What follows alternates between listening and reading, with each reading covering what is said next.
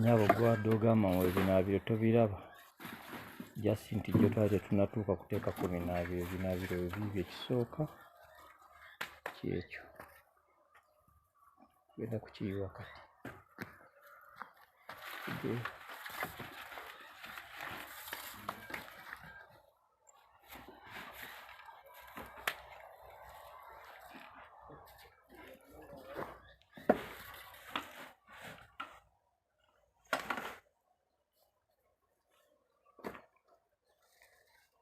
kyokubiri kikyo tukiyiye.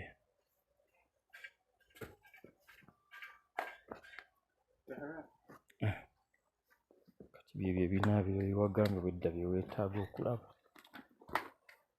Kati biibyo ekimu kino kyekisooka eno tukimaze, ekyokubiri kyekiri.